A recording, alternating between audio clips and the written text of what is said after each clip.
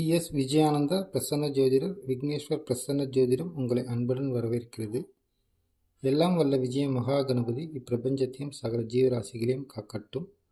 நல்லோர்கள் மேன்மையுற்று வாழ்வாங்கு வாழ ஆசீர்வதித்து வழி நடத்தட்டும். சகல குருமார்கள் பொற்பாதம் பணிந்து வாங்குகின்றேன். சகல குருமார்களின் அனுகிரகமும் அருளாசியும் நல் வழி நடத்தலும் எல்லா காலமும் எல்லா சூழ்நிலையும் முழுமையாக கிடைக்கட்டும். இப்போது இந்த பதிவில் நம்ம பார்க்க போகிறது மக நட்சத்திரத்திற்கான தோஷ நிவாரணம், வழிபாட்டு திருத்தல், வழிபாட்டு முறைகள். இந்த நட்சத்திரத்துக்கான தெய்வம் அப்படின்னா கோவில் சொல்லப்போனால் மூலவர் மகாலிங்கேஸ்வரர். அருள்மிகு மகாலிங்கேஸ்வரர் திருக்கோவில். மூலவர் மகாலிங்கேஸ்வரர். அம்மன், அதாவது அம்பான் மரகதவல்லி மற்றும் மாணிக்கவல்லி. இந்த ஊரோட புராண பேர் விராலிப்பட்டி ஒடுக்கம் தவசி மேடை அப்படின்றது இந்த ஊரோட பேர். திண்டுக்கல் மாவட்டத்தில் நத்தம்வழியில் வருது. இந்த திருத்தலம் காலையில் 6 மணிலேருந்து சாயந்தரம் 6 மணி வரைக்கும் திறந்திருக்கும். 2000 வருடங்களுக்கு கிட்டத்தட்ட பழமையான திருத்தலமாக அறியப்படுது. இந்த திருத்தலத்தில் மாசிமக திருவிழா விசேஷம். இந்த திருத்தலத்தில் சிவராத்திரியை ஒட்டி 30 நாளும் சூரிய ஒளி மூலவர் மீது காலையிலையும், அதாவது இந்த சிவராத்திரி 30 நாட்களும் சூரிய ஒளி மூலவராக சிவன் மீது காலையிலையும், மாலையில் பைரவர் மீதும் விழுது சிறப்பாக இருக்குது. இந்த சன்னதியில் மக நட்சத்திரத்தில் பிறந்த பரத்வாஜ மாமுனிவர் ஒரு தவமடையில் யோகத்தில் மனதை ஒடுக்கி சிவனை வழிபட்டார். இதனால் இந்த தலத்திற்கு ஒடுக்கம் தவசிமடை என்ற பெயர் ஏற்பட்டது. இந்த தலத்தில் யோகிகளும் தவசிகளும் சிவனை அனுபவமாக பூஜை செய்து வருகின்றனர். பெண்களால் இவர்களுக்கு இடையூறு ஏற்படக்கூடாது என்பதாலே தான் அம்மன் வெளியே தெரியாமல் சூரியொட்டி அருள்பாலிப்பதாக தல வரலாறு கூறப்படுது. மாதந்தோறும் மக நட்சத்திரத்தில் சிறப்பு பூஜை நடைபெறுகிறது. மகாலிங்கேஸ்வரர் கிழக்கு நோக்கி அருள்பாலிக்கின்றார். 2 அம்பிகையரும் அளவில் சிறிய சன்னதியாக இந்த சன்னதியில் இவருக்கு வலப்பக்கத்தில் மரகதவல்லி மாணிக்கவல்லி என்ற பெயரில் மதுரை மீனாட்சி அம்மனை நினைவு கூறும் வகையில் இவங்க அருள்பாலிக்கிறாங்க. தெற்கு நோக்கி மதில் சுவர் ஓரத்தில் சன்னதி அருள்பாலிக்கிறாங்க. சன்னதிக்கு எட்டி பார்த்தா தான் இவர்களை தரிசிக்க முடியும். இச்சாசக்தி கிரியாசக்தியாக அருள் பாலிக்கிற இந்த இரு அம்பிகையிடம் வழிபட்டால் நான் சக்தியாகிய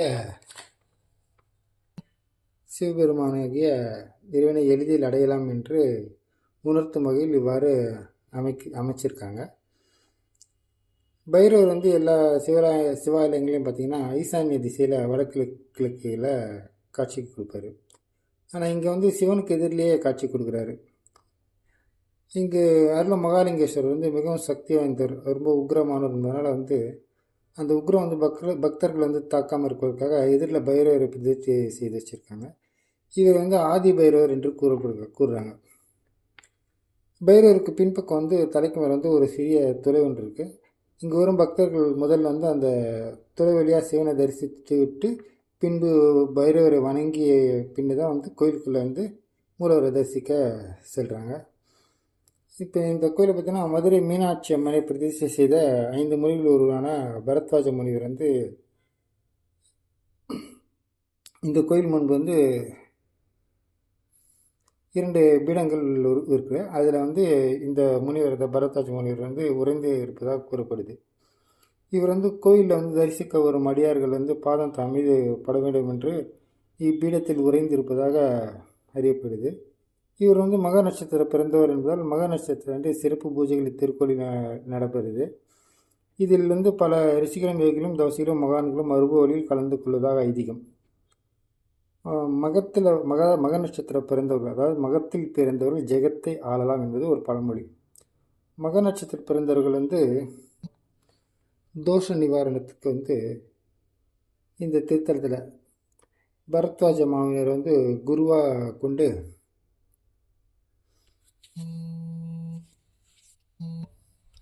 பரத்வாஜ முனிவர் குருவாக கொண்டு மக நட்சத்திரத்தில் மற்றும் வந்து பஞ்சமி, சஷ்டி, ஏகாதசி, துவாதசி, பிரதோஷம், மாத சிவராத்திரி நாட்களில் வந்து முக்கியமாக வந்து மக நட்சத்திரம் அன்று இந்த தலை இறைவனுக்கு வந்து அபிஷேக ஆராதனை செய்து முக்கியமாக நெய் தீபம் ஏற்றி வழிபட்டால் வாழ்வில் நிலை அடையிறதுக்கான ஒரு வழி கிடைக்குதா அறியப்படுது. அவங்க மக நட்சத்திர பிறந்தவர்களுக்கான தோஷ நிவாரணத்துக்கான இந்த சிறப்பான வழிபாடாக தல வரலாறு சொல்லப்படுது. அதே நேரத்தில் வந்து எந்த நட்சத்திரத்தில் பிறந்தவங்களும் மக நட்சத்திரம் கர்ம நட்சத்திரமாக வந்து அதில் கிரகம் இருக்க பிறந்தவர்கள் வந்து அந்த கிரகத்தின் கர்ம நட்சத்திர தோஷ நிவாரணத்துக்கும் இப்போ மேலே கூறின மாதிரி இந்த தலைவீரனை மேற்கொண்டு வழிபடுவது இந்த கர்மதோஷ நிவாரணத்துக்கு ஒரு சிறப்பான ஒரு நிவாரணமாக கருதப்படுது. அதே மாதிரி எந்த நட்சத்திரத்தில் பிறந்தவங்களும் மக நட்சத்திரம் புண்ணிய நட்சத்திரமாக அமைந்து அதில் கிரகம் இருக்க பிறந்தவர்கள் புண்ணிய பலன் வந்து அதிகரித்து அதிக நற்பலன் பெறுவோம். தலைவீரனை வந்து மேற்கொண்ட மாதிரி வழிபாடு செய்து ஒரு சிறப்பாக பலனாக கருதப்படுது. அதே மாதிரி வந்து மக நட்சத்திரம் பிறந்தவங்களுக்கான தோஷ நிவாரணத்துக்கு ஒரு சிறப்பான வழிபாட்டு முறை அப்படின்னா மக நட்சத்திரம் 1, 2, 3ஆம் பாதத்தில் பிறந்தவங்க சுயம்பு ரூபமான தெய்வங்கள், அதாவது பார்த்திங்கன்னா திருவொற்றியூர் ஆதிபுற்றீஸ்வரர், மேல்மலையூர் அங்காளம்மன், பெரியபாளையம் பவானி அம்மன், திருவேற்காடு கருமாரியம்மன், சமயபுரம் மாரியம்மன், அப்புறம் திருமுல்லைவாயில் சென்னை திருமுல்லைவாயில் மாசிலாமணீஸ்வரர், சீக்கல் சிங்காரவேலர், இதே மாதிரி சுயம்பு ரூபமாக இருக்க தெய்வங்கள் அது இங்கே இன்னும் சுயம்பு ரூபமாக வந்து நிறைய கோயில் இருக்குது. இப்போ நான் ஒரு சில குறிப்பிட்ட கோயில் மட்டும் சொல்லியிருக்கேன். இப்போ திருவண்ணாமலையார் பார்த்திங்கன்னா கூட பார்த்திங்கன்னா மலையே வந்து லிங்க ரூபமாக தான் நம்ம கருதப்படுது. இந்த இடமும் கூட வந்து இந்த மக நட்சத்திரம் பிறந்தவங்களுக்கு வந்து 1, 2, 3ஆம் பாதத்தில் பிறந்தவங்களுக்கு சிறப்பான தோஷ நிவாரணத்துக்கான வாழ்க்கையில் வந்து அவங்க பிரச்சனை இந்த இடத்த கிடைச்சிருக்கான ஒரு அற்புதமான ஒரு வழிபாட்டு முறையாக இருக்குது. அதே நேரத்தில் மக நட்சத்திரம் 4ஆம் பாதத்தில் பிறந்தவங்க இவங்க வந்து சீதாராமர் ராமர் வந்து சீதாராமரோட சீதா லக்ஷ்மியோட இருக்கக்கூடிய ராமர் வழிபாடு, அதாவது பட்டாபிஷேக ராமர். இவர் வந்து வழிபாடு செய்யும்போது இவங்க தோஷ நிவாரணத்திலேருந்து நிவாரணமாய் நல் வழிகாட்டுதலுக்காக அமைக்கக்கூடிய ஒரு வழிபாட்டு முறையாகுது. இப்போ இந்த இதுலேயும் பார்த்திங்கன்னா மக நட்சத்திரம் பிறந்தவங்க வந்து இப்போ நான் சுயம்பு ரூபமாக 1, 2, 3ஆம் பாதத்தில் பிறந்தவங்க சுயம்பு ரூபமான தெய்வங்களை வந்து வழிபாடு செய்கிறதுன்னு சொல்லியிருந்தேன். அதுமாதிரி 4ஆம் பாதத்தில் பிறந்தவங்க சீதாராமர் வழிபாடு அப்படின்னு சொல்லியிருந்தேன், அதாவது பட்டாபிஷேக ராமர் வழிபாடு. இப்போ இவங்களை வந்து மக நட்சத்திரத்தன்று இவங்களை வந்து வழிபாடு செய்வது ஒரு சிறப்பான ஒரு தோஷ நிவாரணத்துக்காக நல்ல ஒரு வழிபாட்டு முறையாக இருக்குது. அதே நேரத்தில் வந்து இவங்களுக்கான சர்ப வழிபாடு அப்படின்னு பார்த்திங்கன்னா இந்த நட்சத்திரத்துக்கான சர்பம் வந்து பதுமன் சொல்லக்கூடிய அந்த சர்பம். இந்த சர்பத்தோட தன்மை அப்படின்னா பகைமை உணர்வை வந்து நீக்கிறதும் அழிக்கிறதுமா இருக்கிறது. இந்த நட்சத்திரத்துக்கு வந்து இந்த நட்சத்திர பிறந்தவங்க வந்து ஞாயிற்றுக்கிழமை ராகு காலத்தில் வில்வ மரத்தடியில் இருக்க புற்றுக்கு முக்கியமாக இந்த வில்வ மரத்தடி புற்றுக்கு வந்து 6 வாரம் வந்து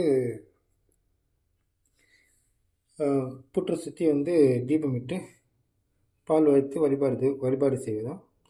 இப்போ எல்லாத்துலேயும் வில்வ மரத்துக்கடியில் புற்று இருக்குன்றது நம்ம சொல்ல முடியாது.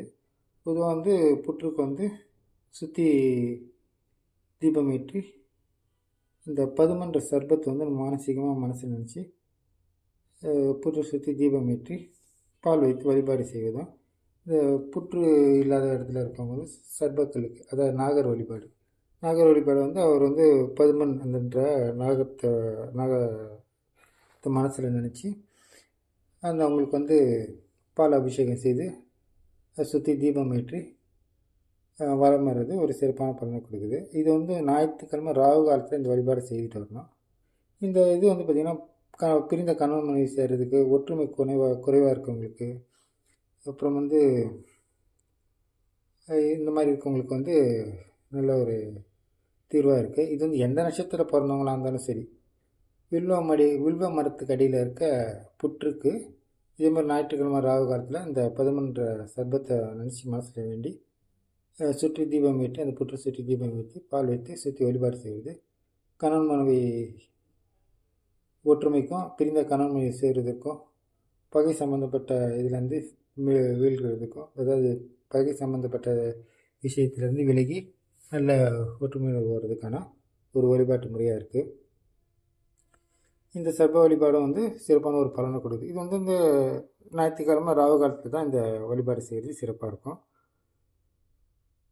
இதே மாதிரி வந்து இப்போ மேலே கூறிய மாதிரி மக நட்சத்திரம் தோஷ நிவாரணத்துக்கான 3 விதமான வழிபாட்டு முறையும் கொடுத்துருக்கேன். இதை கண்டிப்பாக வந்து பயன்படுத்துங்க. நல்வழி அடைய இல்லாமல் விஜயமாக கணபதி துணை புரிந்து அருள் புரியட்டும். இது மாதிரி அடுத்தடுத்து ஒவ்வொரு வீடியோ நான் நட்சத்திர தோஷ நிவாரணத்துக்கான வழிபாட்டு முறையில் போடுறேன். தொடர்ந்து ஆதரவு கொடுங்க. நண்பர்களுக்கு ஷேர் பண்ணுங்கள், லைக் பண்ணுங்கள், சப்ஸ்கிரைப் பண்ணாதவங்க சப்ஸ்கிரைப் பண்ணுங்கள்.